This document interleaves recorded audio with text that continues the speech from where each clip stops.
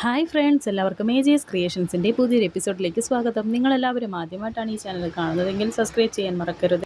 ഗോകുലും അർച്ചനയും ശോഭനയും കൂടി ആശ്രമത്തിലേക്ക് വരാൻ തുടങ്ങുന്ന സമയത്താണ് അവരുടെ കാറ് കംപ്ലൈൻ്റ് ആവുന്നത്. അങ്ങനെ മെക്കാനിക്കിനെ വിളിക്കുന്നു. മെക്കാനിക്ക് വന്ന് ഇപ്പോൾ കാറൊക്കെ റെഡിയാക്കി കൊടുത്തിട്ടുണ്ട്. അങ്ങനെ ഇപ്പോൾ അവർ ആശ്രമത്തിലേക്ക് വരാൻ തുടങ്ങിയിരിക്കുകയാണ്.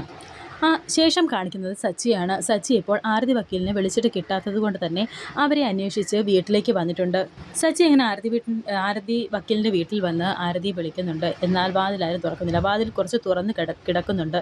വിളിച്ചിട്ട് കാണാത്തത് കൊണ്ട് തന്നെ സച്ചി ഇപ്പോൾ ആ വാതിലിനിടയിലൂടെ നോക്കുമ്പോൾ അവിടെ വയ്യാതെ കിടക്കുകയാണ് ആരതി വക്കീൽ. ഉടനെ സച്ചി ഇപ്പോൾ അകത്തേക്ക് കയറി ചെല്ലുന്നുണ്ട്. എന്താണ് വിളിച്ചിട്ട് ഫോൺ എടുക്കാതിരുന്നത്, തിരിച്ച് വിളിക്കാതെ വരുന്നത്, എന്തുകൊണ്ട് എന്നെ വിളിച്ചില്ല എന്നൊക്കെ സച്ചി തിരക്കുന്നുണ്ട്. ഉടനെ ആരതി വക്കീൽ പറയുന്നുണ്ട്, ഞാൻ ചതിച്ച ആളല്ലേ എന്ന് വക്കീൽ പറയുന്നു. ആരതിക്ക് ഇപ്പോൾ നല്ല പനിയും ചുമയുമുണ്ട്. വക്കീൽ എന്തെങ്കിലും കഴിച്ചോ എന്ന് സച്ചി ചോദിക്കുന്നു. അതൊക്കെ എന്തിനാ സച്ചി അറിയുന്നത്? ഇത് കേട്ട് സച്ചി പറയുന്നുണ്ട്, എന്നോട് ദേഷ്യമുണ്ടെങ്കിൽ സംസാരിക്കേണ്ട, പക്ഷേ ഹോസ്പിറ്റലിൽ പോകാതെ ഇങ്ങനെ കിടക്കാൻ ഞാൻ സമ്മതിക്കില്ല.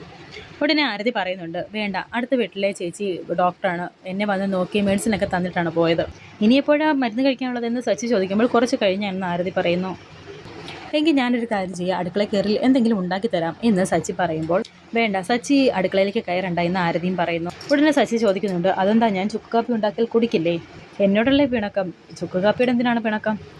അങ്ങനെ ഇപ്പോൾ സച്ചി അടുക്കളയിലേക്ക് കയറുന്നുണ്ട്. പുറകെ തന്നെ ആരതിക്ക് ഒട്ടും വയ്യെങ്കിലും പുറകെ ചെല്ലുന്നുണ്ട് ആരതിയും. ഇതെന്താ, ഞാൻ ചുക്ക് കാപ്പി ഇടുന്നുണ്ടോ നോക്കാൻ വന്നതാണോ എന്ന് ചോദിക്കുന്നുണ്ട് സച്ചി. ചുക്ക് കാപ്പിയുടെ പൊടി അവിടെ ഇരിപ്പുണ്ടെന്ന് ആരതി പറയുന്നു.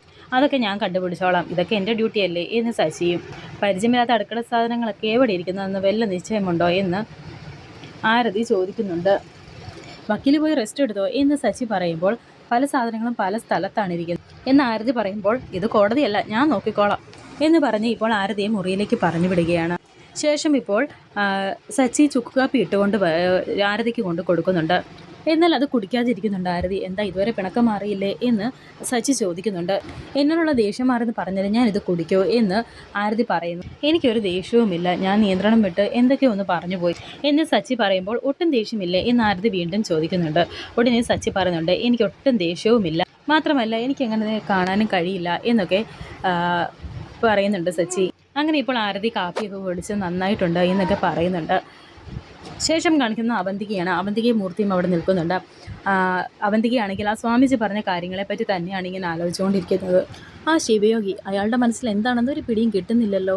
മനസ്സ് വായിക്കാൻ കഴിയുന്ന മാന്ത്രിക വിദ്യ ഉണ്ടെന്ന് തോന്നുന്നു അയാളുടെ കയ്യിൽ എന്ന് അവന്തിക പറയുമ്പോൾ മൂർത്തി പറയുന്നുണ്ട്, ചില സ്വാമികൾ അങ്ങനെയാണ്, അങ്ങനെയുള്ള സ്ഥലങ്ങളിലേക്ക് പോകുമ്പോൾ നമുക്ക് വെറുതെ തോന്നുന്നതാണെന്ന് പറയുന്നു. ഉടനെ അവന്തിക പറയുന്നുണ്ട്, അതങ്ങനെയല്ല മൂർത്തി, അവർക്ക് എന്തൊക്കെയോ കഴിവുകളുണ്ട്. ശിവയോഗി നമ്മുടെ വഴിക്ക് വരുമെന്ന് എനിക്ക് തോന്നുന്നില്ല. ആശ്രമത്തിൽ നമുക്ക് അയാൾക്ക് പകരം മറ്റൊരാളെ കണ്ടെത്താം എന്ന് അവന്തിക പറയുന്നു. അർച്ചനയിൽ നിന്ന് സമൃദ്ധിയിലേക്ക് എന്നിങ്ങനെ പറഞ്ഞു തുടങ്ങുമ്പോഴത്തേക്കും സന്ദീപ് അവിടേക്ക് കയറി വരുന്നുണ്ട്. അതുകൊണ്ട് തന്നെ അവന്തിക ആ സംസാരം അവിടെ നിർത്തുന്നു. സന്ദീപ് ഇപ്പോൾ അവരുടെ അടുത്തേക്ക് ചെല്ലുന്നുണ്ട്. നീ ഇതെവിടെ ആയിരുന്നു? ഞാൻ നിന്നെ എത്ര തവണ വിളിച്ചു, നീ എന്താ ഫോൺ എടുക്കാഞ്ഞേ എന്നൊക്കെ അവന്തിക ചോദിക്കുന്നു. ഇപ്പം ഒന്ന് വല്ലാതെയാണ് സന്ദീപ് കയറി വന്നിരിക്കുന്നത്. അവിടെ ജഗ്ഗിലിരുന്ന് വെള്ളം എടുത്ത് കുടിക്കുന്നുണ്ട് സന്ദീപ് നിൻ്റെ വിഷമം എനിക്കറിയാം എന്ന് അവന്തിക പറയുമ്പോൾ സന്ദീപ് പറയുന്നുണ്ട്, ഞാനൊരു അബദ്ധം കാണിച്ചതുപോലെ എനിക്ക് തോന്നുന്നു, ആ ഡിവോഴ്സ് നോട്ടീസിൽ ഒപ്പിട്ട് തിരിച്ചയക്കണ്ടായിരുന്നു എന്ന് സന്ദീപ് പറയുമ്പോൾ അവന്തിക പറയുന്നുണ്ട്, അതുകൊണ്ട് അത് തിരിച്ചയച്ചെന്ന് കരുതി കോടതി എന്തായാലും അത് അംഗീകരിക്കില്ല, ഇനി കടമ്പകൾ ഒരുപാടുണ്ട് എന്ന് അവന്തിക പറയുമ്പോൾ അവളെയും മോളെയും നഷ്ടപ്പെടാൻ എനിക്ക് വയ്യ എന്ന് സന്ദീപ് വളരെ വിഷമത്തോടെ പറയുകയാണ്.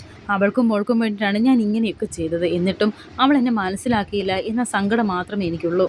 തളർന്നു പോകരുത്, ധൈര്യമായിട്ടിരിക്കുക എന്ന് പറയുന്നുണ്ട് അവന്തിക. ഞാൻ ഒന്നുകൂടെ പോയി അവളോട് സംസാരിച്ചാലോ എന്ന് സന്ദീപ് ചോദിക്കുന്നു. ഇത് കേട്ട് അവന്തിക പറയുന്നുണ്ട്, ഇത്രയുള്ളോ നീ? സച്ചിയാണ് ഇതിനെല്ലാം കാരണം. ഭാര്യയും മോളെയും ഇത്രയും സ്നേഹിക്കുന്ന നിന്നെയാണല്ലോ അവർ ഒഴിവാക്കാൻ ശ്രമിക്കുന്നത്. നിനക്ക് അവരെ നഷ്ടപ്പെടാതിരുന്നാൽ പോരെ, അത് ഞാൻ നോക്കിക്കോളാം എന്ന് അവന്തിക പറയുമ്പോൾ മാഡം ഒരു കാര്യം ഏറ്റെടുത്താൽ അത് നടത്തിയിരിക്കും എന്ന് മൂർത്തിയും പറയുന്നു.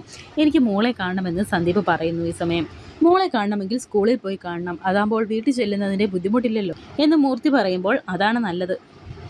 നാളെ സ്കൂളിൽ ചെന്ന് മോളെ കണ്ടാൽ മതി, വേണമെങ്കിൽ ഏട്ടത്തിയും വരാം എന്ന് അവന്തിക. വേണ്ട, ഞാൻ തനിച്ച് പൊക്കോളാം എന്ന് സന്ദീപ്.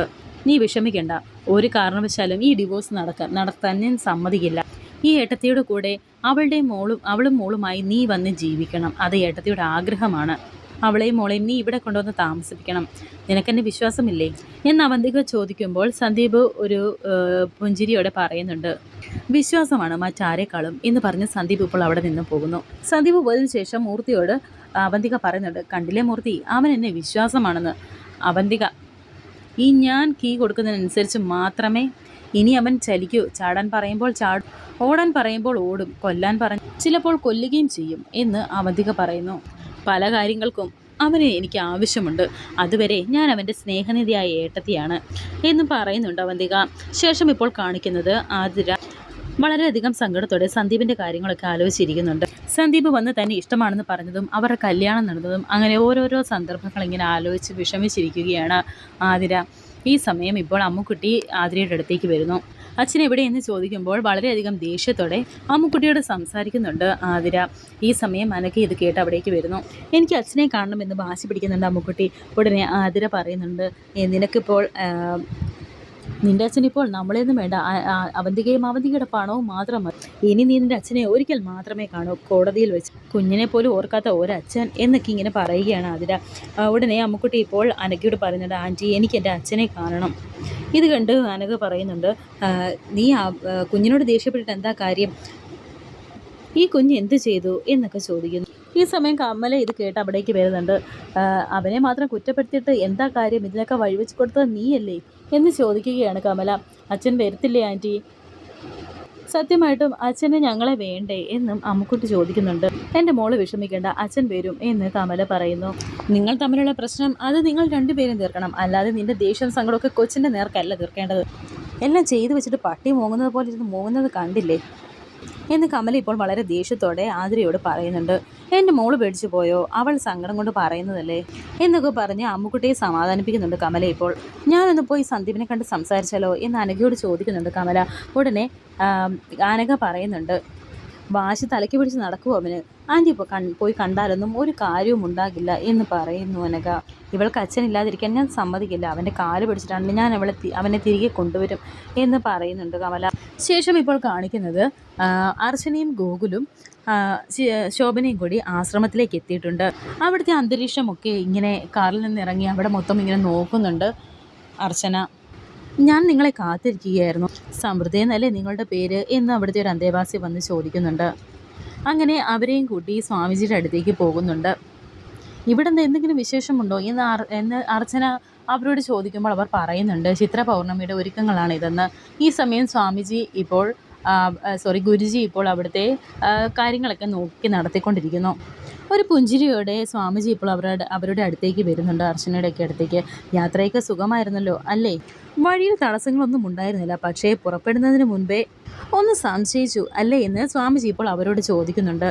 അത് പിന്നെ കാറിൻ്റെ എന്നിങ്ങനെ ഗൂഗിൾ പറഞ്ഞു തുടങ്ങുമ്പോൾ, യന്ത്രങ്ങളല്ലേ എപ്പോൾ വേണമെങ്കിലും പണി മുടക്കാം, അതുപോലെ തന്നെയാണ് മനുഷ്യൻ്റെ മനസ്സും, ഇടയ്ക്ക് ചിലപ്പോൾ പണി മുടക്കിയെന്ന് വരാം.